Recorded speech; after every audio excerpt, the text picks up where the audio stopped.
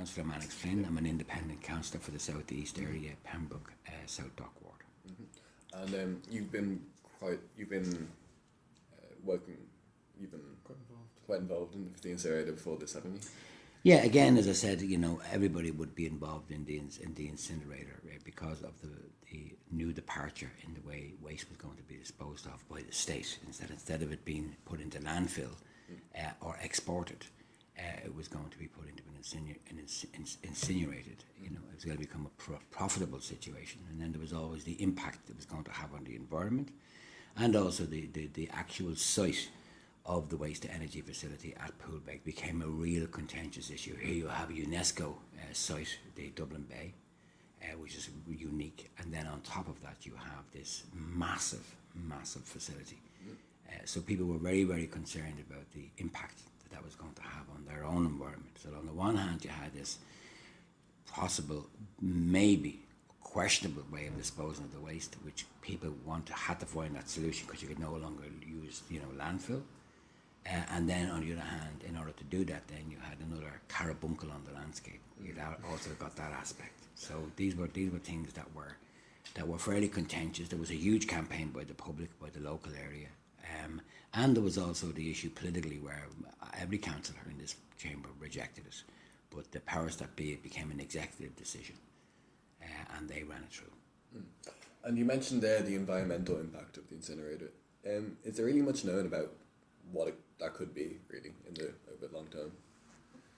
Well, we can take a look at the user themselves, which are Covanta, and in Canada and in other jurisdictions there has been incidences that have had a negative impact, on the environment and on the workers at the plant. In Dublin recently, there's been I think about 11, maybe 12, injured individuals in the last spill that you had, where there was a catastrophic event that took place in the incinerator, whereby the mix and the technological mathematics were, I suppose, they were miscalculated, which resulted in certain pollutants getting into the atmosphere, certain pollutants getting into the plant, and the workers having to be hospitalised. Now we're still waiting for that particular information to emerge. But it was a particular serious issue, and again, how you manage an issue like that, how you get to the public what kind of information was available in terms of what had gotten out of the plant, because there are chemicals here that have an impact on you. There's fly ash and there's bottom ash, and there's all sorts of chemicals that are used in order to fuse those fires and to get them into a point where they actually are incinerating.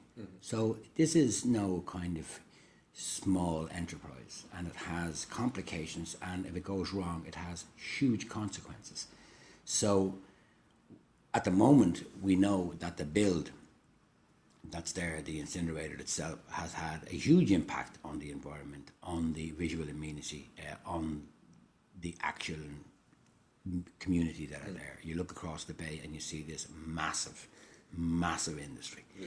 It's like an industrial estate, and it's there, and whether you like it or whether you don't, that's it, it's there, it's right on your doorstep, and that has an impact.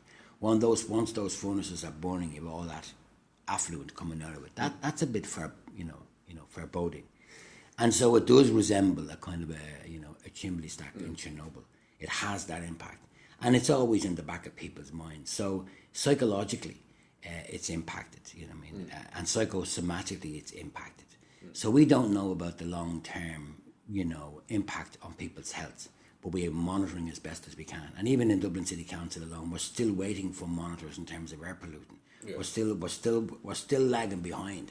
If we had all of those things in place, which I believe we should have, I think we would get a very clear picture of the impact that this is happening on us. There's also the other aspect of the trucks coming into the area, the hundreds of trucks on a daily basis coming into the area. So they have a huge impact on the road, they have an impact on, again, the environment, and they have an impact on, on everybody. And again, what we're actually doing is we're basically incinerating rubbish. Sometimes rubbish that we actually shouldn't have been generating in the first place. You know what I mean? That includes a lot of rubbish, by the way. So some of it gets separated out, the steels get separated out, and there's all this. But nonetheless, all that stuff is being burnt, And it's at the bottom mash when we actually begin to go through it and take out the metals and take out all the other ingredients. But the vast amount of what's being consumed today, foodstuffs, etc., is going into that. So basically that's what you have. And there's no question about that this has an impact. But the issue here is this wouldn't be happening if it wasn't profitable. So this is business. You actually mentioned that Dublin City Council actually voted against it. Dublin City councillors overwhelmingly voted against it. And how did it? Because it was an executive decision. An executive decision means that it's a decision by the Department of the Environment and also by the city manager. And at the time it was John Tierney who was the city manager. And once that decision was taken to go ahead with this, it wouldn't have made a blind bit of difference by the councillors. An executive decision is taken like an executive order. Like, for instance, the President of the United States has an executive order. So Dublin City Council has a certain amount of reserve function, you know. But when it comes to something like this, you know what I mean, we didn't have that reserve function. And you mentioned that it was a highly profitable business. Yes. But the actual construction of the incinerator cost 600 million euro. 100 million from... Well, yeah, 100 million of which came from various constituencies, yeah.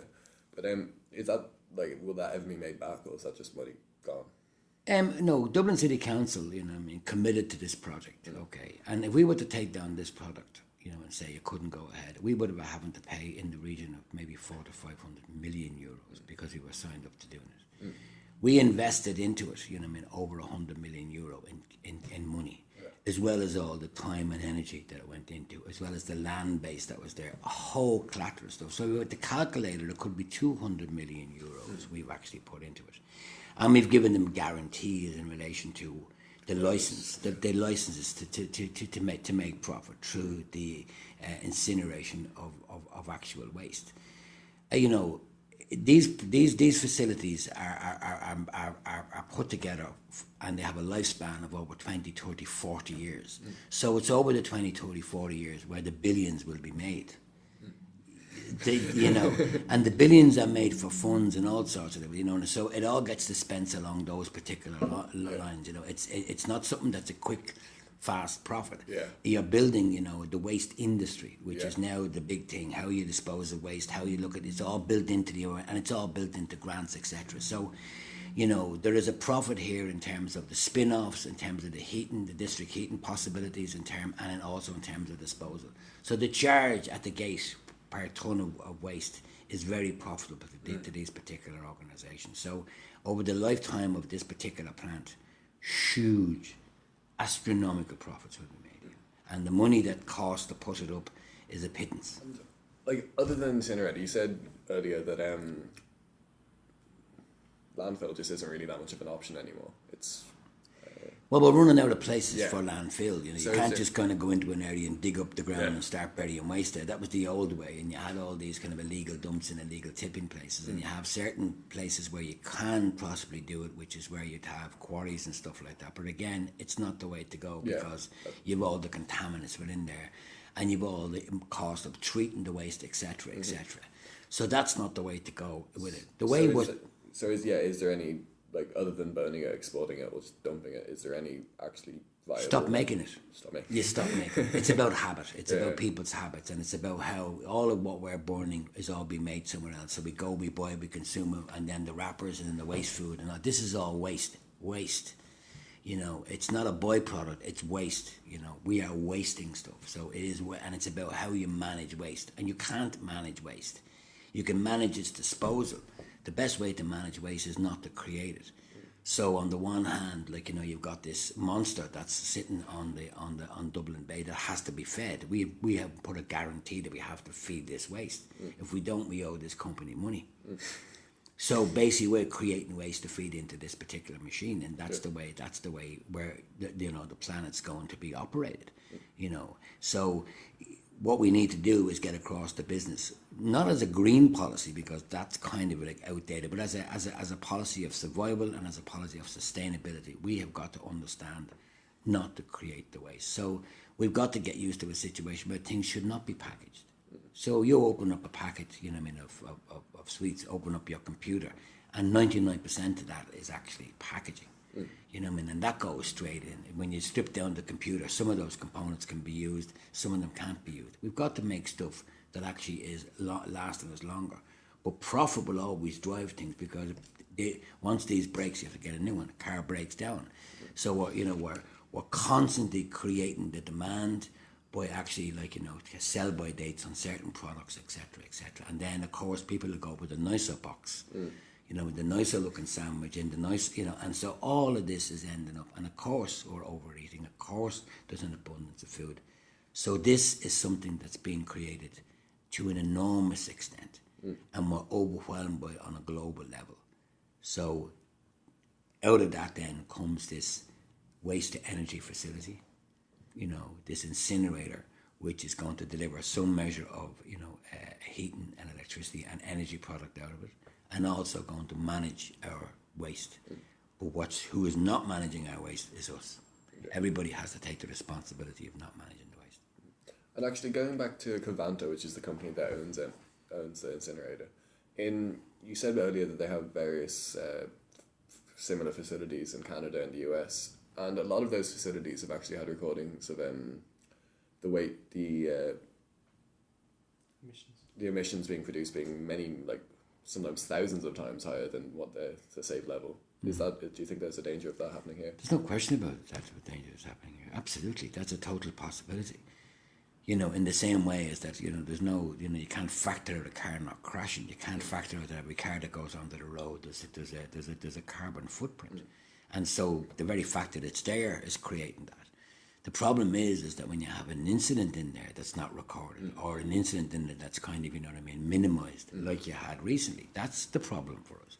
When all of a sudden everything goes very wrong, like in Chernobyl, and all of a sudden, you're poisoning, or it's a spill.